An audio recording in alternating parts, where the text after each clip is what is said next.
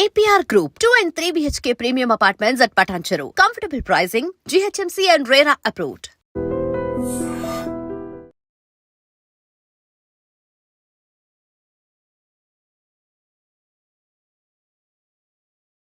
ఈ రోజు వరకు నేను తీసుకున్న మ్యాక్సిమం రెమ్యూనరేషన్ అంతా అంటే 5 లక్షలు. కానీ అందులో పొదుపు చేశారు చూడండి సార్, సేవ్ చేసి దీన్ని గ్రో చేశారు, అది గ్రేట్ సార్. ఎంత దాచుకోవాలి సార్ సుమారుగా? మీరు ఒక బిజినెస్ మ్యాన్ కాబట్టి ₹1 సంపాదిస్తే, ఇప్పుడు మా అలాంటి ప్రొఫెషనల్స్ ఉంటారు, లేదు ఇంకా కొంచెం ఏదైనా ₹1లో ఎంత దాచాలి సార్ ముందు? ఎంత దాచుకోవాలంటే ₹100 జీతం సంపాదించుకునేవాడైనా సరే ₹10 ₹15 రాగానే ముందు తీసుకెళ్ళి ఆ డబ్బాలో వేసేయాలి. ఆ మిగిలిన 80 ఖర్చు పెట్టుకోవాలి. 100 పెట్టామనుకోండి, 100 ఖర్చు అయిపోవడం కాబట్టి ఇంకో 200 అప్పు కూడా చేస్తాం. అది చేయకూడదు. నేను ఉన్నా లేకపోయినా, తినకపోయినా ఈ ₹20 ఈ 20% తీసుకెళ్ళి నేను పక్కన వేయాల్సిందే అనేది స్ట్రిక్ట్గా పెట్టుకుంటే ఈజీగా పైకి రాగలుగుతాం. ఈజీగా అంటే వేస్ట్ అవ్వకుండా ఉన్నంతలో జాగ్రత్త చేసుకుంటాం. ఆ వచ్చిన దాన్ని మళ్ళీ అదిగో ఆ ఫ్రెండ్ అడిగాడు, లేకపోతే వీళ్ళు అడిగారు, ఈ ఆడేదో మందు తాగుతా ఏదో అప్పు అడిగాడు, ఇవన్నీ ఇవ్వకూడదు, జాగ్రత్త పడాలి. అండ్ ఇంకోటి సార్, క్రెడిట్ కార్డు ఉండడం మంచిదంటారా ఒక వ్యాపారవేత్తగా? క్రెడిట్ కార్డు ఉండటం అనేది డెఫినెట్గా ఇప్పుడు అవకాశాలు చాలా ఉంటాయి. అవకాశాలను సద్వినియోగం చేసుకునే వాళ్ళందరికీ ఉపయోగపడతాయి, దుర్వినియోగం చేసుకునే వాళ్ళకి అందరికీ కూడా ఇది అవుతుంది. మీరు అమెరికా లాంటి దేశంలోకి వెళ్ళి చూస్తే క్రెడిట్ కార్డు అని ప్రతి దగ్గర క్రెడిట్ కార్డు, డబ్బు డీలింగ్ ఉండదు అసలు. అవును, పెట్రోల్ కొడుచుకున్నా క్రెడిట్ కార్డే పెడతారు, షాపింగ్కి వెళ్ళినా కూడా క్రెడిట్ కార్డు ఇస్తారు, అన్ని చోట్ల ఇదే. ఇక పండగలు వచ్చాయి, క్రిస్మస్ లాంటి పండగలు వచ్చాయంటే అసలు ఎన్ని కొనేస్తారో చెప్పడానికి లేదు. అవసరం ఉన్నాయి లేని అన్నీ కూడా. ఆ రోజు జేబులో డబ్బులు ఉండక్కల క్రెడిట్ కార్డు తీసి ఇస్తారు, వాడు దాంట్లో పెడతాడు, ఇచ్చేస్తాడు. అది ఆ క్రెడిట్ కార్డు అప్పులు తీర్చడానికి మళ్ళీ బోల్డెన్ అప్పులు చేసే సందర్భం అదే కదా. క్రెడిట్ కార్డు ఏంటంటే అవసరానికి జేబులో డబ్బు కాకుండా ఇది కూడా ఒక కరెన్సీ, పేపర్ కరెన్సీ కంటే కూడా ఇది ఒక, కానీ అది హద్దుకు మించి ఖర్చు పెట్టడానికి కాదు. అంతే కదా, అదే అది ఉంది కదా. రేపు చూసుకుందాలే, వచ్చే నెల కడదాంలే అని అనుకుంటే అప్పు చేయడం చాలా తేలిక, కానీ అప్పు తీర్చడంలో సేవ్ చేసుకోవడం అనేది చాలా కష్టం. అది తెలుసుకోవాలి. స్టాక్ మార్కెట్లో డబ్బులు పెట్టచ్చా సార్? ఇవన్నీ మౌలిక సూత్రాలు అసలు పెట్టండి, నాకు దాని మీద నమ్మకం లేదు. స్టాక్ మార్కెట్లో మీరు ఎప్పుడు భూమినే నమ్ముకున్నారు, లేదంటే వెంచర్స్ ఏదైనా వెంచర్ ఉంటే దానిలో పెట్టారు? నేను పార్లమెంట్లో కూడా మాట్లాడేటప్పుడు ఒక కథ చెప్పాను. ఓ రోజున ఒక వ్యాపారి వచ్చాడు పల్లెటూరులోకి, వచ్చేసి మీ ఊళ్ళో కోతులు ఉన్నాయని తెలిసింది, కోతులు కొంటాను నేను, కోతికి 10,000 చొప్పున ఇస్తాను అన్నాడు. ఊళ్ళో వాళ్ళందరూ పిచ్చాడు చూసి ఇదేంటి కోతులు కొనుక్కోవటం ఏంటి, కోతికి 10,000 ఇవ్వటం ఏంటి అని అందరూ చూశారు.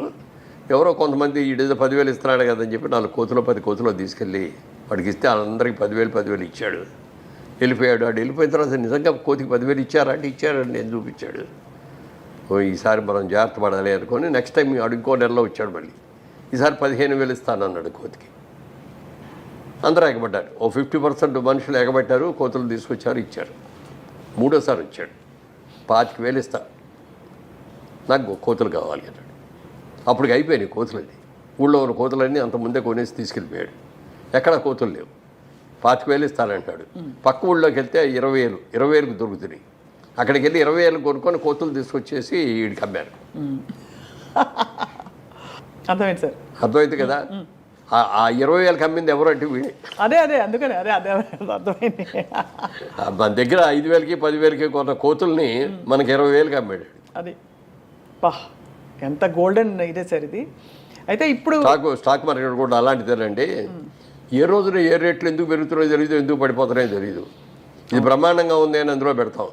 అంటే ఏదైనా డబ్బు సంపాదించడానికి కష్టపడి సేవ్ చేసుకుందాం అనుకున్న విలువ ఇది ఆర్టిఫిషియల్గా ఏదో పెట్టుబడి పెట్టేసి ఊరినే వచ్చేసింది. ఒక లాటరీ వచ్చింది అని అంటే దాంట్లో కూడా వచ్చినప్పుడు బాగానే ఉంటుంది, సంతోషంగానే ఉంటుంది. కానీ హార్డ్ ఎర్న్ మనీ అనే దానికి ఉన్న విలువ ఈజీ మనీకి ఉండదు. ఈజీ మనీ ఎలా వచ్చిందో అలాగే పోతుంది. హార్డ్ ఎర్న్ మనీ మనం జాగ్రత్తగా కాపాడుకుంటాం కదా సార్. అది. అండ్ ఫైనలీ సార్, రియల్ ఎస్టేట్లో డబ్బులు పెట్టాలంటే మీ సలహా ఏంటి సార్? చాలామంది ఇవాళ జయభేరి అనగానే one of the most trusted names. So మీ సలహా ఏంటి సార్? డెఫినెట్గా మంచిది. అలాంటి ఉద్యోగస్తులు ఎవరైనా సరే, ఇప్పుడు ఈ నా ఇంటర్వ్యూస్లో నేను చెప్పిన ఇట్లాంటి మాటలు అన్నీ కూడా విని చాలామంది ల్యాండ్ మీద ఇన్వెస్ట్ చేశారు.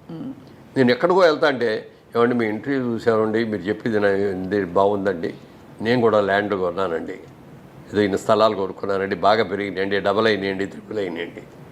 అని చెప్పిన వాళ్ళు ఎంతోమంది ఉన్నారు. అందుకని నేను ఇంకోటి వ్యాపారం చేస్తూ మీరు భూమి కొనుక్కోండి అని నేను చెప్పలేను కదా. అవును, అర్థమైంది అదే. తర్వాత సేఫ్టీ ఇది. ఇప్పుడు ఏదైనా కొంటే, ఇప్పుడు వ్యాపారం చేసేవారు వ్యాపారంలో లాభం రావచ్చు, నష్టం రావచ్చు, కానీ భూమికి మీద నష్టం ఉండదు. అవును, పెరిగేదే తప్ప తరిగేది కాదు, పాడైపోయేది అంతకంటే కాదు. కాబట్టి అంటే కొనుక్కునేటప్పుడు లీగల్గా కరెక్ట్గా ఉన్నాయా లేదా, దానికి హద్దులు సరిగ్గా ఉన్నాయా లేదా అని చూసుకొని మనం కొనుక్కున్న దాన్ని ప్రొటెక్ట్ చేసుకోవాలి మనమే. ఇక్కడ హైదరాబాద్ లాంటి చోట మనం ప్రొటెక్ట్ చేసుకోకపోతే ఎవడో ఒకటి వచ్చి అక్కడ ఇల్లు కట్టేస్తాడు. మాకు ఇదిగో ఈ ప్రాజెక్టులోనే ఒకటి జరిగింది అట్లాగే. ఇక్కడ స్థలం అమ్మే ఒకటి, అంటే మామూలుగా వాస్తు ఎక్కువ చూస్తాం మనం. ఒకటి వాస్తుగా లేని సైట్లు కొన్ని ఉంటాయి, వీధి సోలు అయ్యాయి. అవి జనరల్గా ముస్లిమ్స్ కొనుక్కుంటారు, వాళ్ళకి వాస్తు మీద నమ్మకం ఉండదు. అది కొంచెం తక్కువ ఇస్తాం కూడా ఆ రేటు. అందుకని అట్లాంటివన్నీ వాళ్ళు కొనుక్కున్నారు.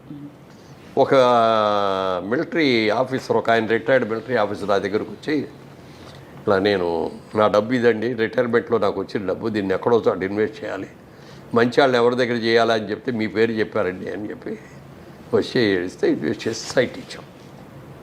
కొనుక్కున్నాడు. సంవత్సరానికి ఒకసారి వచ్చి కనపడి ఇక్కడికి వచ్చి ఏమండి అని సైట్ చూసుకొని వచ్చేవాడు. కూర్చొని కాసేపు కాఫీ కదా వెళ్ళిపోతా ఉండేవాడు. ఓ రోజున వచ్చి, ఏమంటే నా స్థలంలో ఎవడో ఇల్లు కట్టేశాడండి అన్నాడు వచ్చి. మీ స్థలంలో ఎవడో ఇల్లు కట్టడం ఏంటంటే అని వెళ్ళి చూస్తే నిజంగానే ఆయన స్థలంలో ఇల్లు కట్టేశాడు. ఎవర్రా నువ్వు అని అడిగితే, నాదేనండి, నేను కొనుక్కున్న సైట్ కదా అన్నాడు. ముస్లిం అన్న అతను. నీ సైట్ పక్కది కదా, ఇది కాదు కదా అంటే, ఏమనండి ఇదే అనుకున్నానండి నేను అన్నాడు. మరి ఎట్లా ఇప్పుడు నన్ను నా సైట్ తీసుకోమనండి అన్నాడు. నీ సైట్ వాస్తుకి ఎకనిస్ట్ వాడు తీసుకోడు అయినా, నువ్వు కొనుక్కో ఇప్పుడు ఆ స్థలం అన్న. అంటే నా దగ్గర డబ్బులు ఉన్న డబ్బులని పెట్టి ఇల్లు కట్టారని నా దగ్గర డబ్బులు ఏం చేయాలి? వెంటనే ఇంకో ప్లేట్ ఎవరో అమ్మేవాళ్ళు ఉన్నారో చూసి ఆ సైట్ మేము కొని ఆ సైట్ ఆయనకి ఇచ్చాం. ఇవ్వగా ఆయన ఎంత ఆనందపడిపోయాడంటే, ఎంతమంది దగ్గరికి వెళ్ళి చెప్పాడు ఇది చెప్పడానికి. ఆ పాజిటివ్ న్యూస్ని స్ప్రెడ్ చేస్తే వీళ్ళ దగ్గరికి వెళ్తే నమ్మకం, గ్యారంటీ అనేదాన్ని. ఇప్పుడు ఊరికి బిల్డప్ పోదండి, నేమ్ బ్యానర్ నేమ్ రావటం, మంచి సినిమాలు తీస్తే బ్యానర్కి మంచి పేరు వస్తుంది, వ్యాపారం కరెక్ట్గా చేస్తే ఆ వ్యాపార సంస్థకి మంచి పేరు వస్తుంది. అట్లా నిజాయితీగా ఉన్నారు. ఒక్కొక్కసారి మనకు నష్టం వస్తుంది, వచ్చినా కూడా మన కస్టమర్ని ఎప్పుడు కూడా చేయకూడదు. మేము మొట్టమొదట వ్యాపారాన్ని మొదలుపెట్టినప్పుడు ఇట్లా గాజు అద్దం ఉండేది, దాని కింద ఒక కాగితం పెట్టుకున్నాం, customer is our God, customer is our pay master, customer is always right అని పెట్టుకున్నాం. అందుకని కస్టమర్ ఎవరు వచ్చినా చాలా గౌరవంగా చూస్తాను, చాలా గౌరవంగా మాట్లాడతాను. మనకి వాళ్ళ ఆనందం ఏంటంటే ఈ కస్టమర్లు రాబట్టే కదా మనకి అనేదో ఒక ఫీలింగ్. తర్వాత కస్టమర్ ఈజ్ ఆల్వేస్ రైట్ అని పెట్టుకుంటాం. మన దగ్గరికి వచ్చి ఏదో కూడా అతను ఏదో బాధిస్తాడు, నీది వాడేది తప్పు, ఇది నేను చెప్తున్నాను, నేను నా ఎక్స్పీరియన్స్ అని నేను అనకూడదు. అవునండి మీరు చెప్పింది కరెక్టేనండి, కానీ నాది చిన్న సలహా అండి అని మనం అట్లా వెళ్ళాలి తప్ప అసలు తప్పని అనకూడదు ఎప్పుడు కూడా. కస్టమర్ ఆయన పాయింట్ ఆఫ్ వ్యూలోకి మనం వెళ్ళాలి. అవును సార్, మీ గొప్పతనం అది. ఎందుకంటే వాళ్ళకి చాలా దాచుకుని వాళ్ళు ఎంతో కష్టపడి అందులో పెట్టుంటారు. ఎంత కష్టపడి రూపాయలు ఇప్పుడు ఉద్యోగం చేసే వాళ్ళకి ఎంత వస్తుందండి? ఇప్పుడు అక్కడ దాకా ఎందుకు, సినిమా ఇండస్ట్రీలో కోట్లు సంపాదించిన వాళ్ళు పెద్ద పెద్ద యాక్టర్లు ఉన్నారు. వాళ్ళు ఇలాగ విచ్చలవిడిగా ఖర్చు పెట్టడం మూలంగా కానీ, వాళ్ళ పిల్లలు సరిగ్గా ఉండకపోవడం మూలంగా కానీ చాలా నాశనమైన కుటుంబాలు ఉన్నాయి. అదే మా సినిమాలో మేకప్ వాళ్ళు కానీ, కాస్ట్యూమ్ డిపార్ట్మెంట్ కానీ, కెమెరా డిపార్ట్మెంట్లో ఉన్నవాళ్ళు కానీ, లైట్ బాయ్స్ కానీ, వీళ్ళలో చాలామంది వచ్చిన డబ్బులు జాగ్రత్తగా దాచుకొని పిల్లల్ని చక్కగా చదివించుకొని ఇవాళ రోజున వాళ్ళు హ్యాపీగా వాళ్ళు ఇల్లు వాళ్ళు కట్టుకొని పిల్లలతో ఆనందంగా ఉంటే చూస్తా అంటే ఎంత గర్వంగా, ఎంత ఆనందంగా అనిపిస్తుంది చదివి. Correct sir. వాళ్ళ ఇళ్ళలో లేదు పెళ్ళి అని పిలిస్తే కూడా కాబట్టి తప్పనిసరిగా నేను వెళ్తూ ఉంటాను. అది ఆ ఫ్యామిలీ బాండేజ్ అనేది ఒకటి ఉండాలి. మనం ఖర్చు పెట్టే రూపాయి ఎలా ఖర్చు పెడుతున్నాం, దేనికి ఖర్చు పెడుతున్నాం, ఫ్యూచర్లో మనకి ఏం అవసరాలు ఉంటాయి, మన పిల్లల చదువులకి మనం ఎంత ఖర్చు పెట్టాల్సి వస్తుంది, అవును సార్, వాళ్ళ పెళ్ళిళ్ళకి ఎంత ఖర్చు పెట్టాల్సి వస్తుంది, ఇవన్నీ ఆలోచించుకొని ఖర్చు పెట్టాలి తప్ప ఇవాళ వచ్చి రోజు ఇలా వస్తుందని అనుకోకూడదండి. కానీ ఇవాళ ఉన్నాం, ఈ సంపాదన వస్తుంది. మరి ఇదో అన్ని సినిమాలు తీసా, వాళ్ళ సినిమా తీయాలంటే తీయలేకపోతున్నా. ఎందుకు తీయలేకపోతున్నా అంటే ట్రాక్ తప్పాను, మళ్ళీ ట్రాక్ ఎక్కాలి. ట్రాక్ ఎక్కిన తర్వాత మనం సినిమా దిగిపోయి ఎవరేమనరు మనని. సినిమా సరిగ్గా దిగిపోతే మాత్రం తిడతారు, కొడతారు కూడా. Correct sir, perfect. అవును, ఎంత రిస్క్ తీసుకోవాలో అంతే తీసుకుని. సరే, అది ఇంకొక మంచి పాయింట్ అండి. బిజినెస్ మ్యాన్గా మీరు తీసిన 25 సినిమాల్లో సినిమా కథ నాకొక్కడికి నచ్చితే కొనేవాడిని కాదు.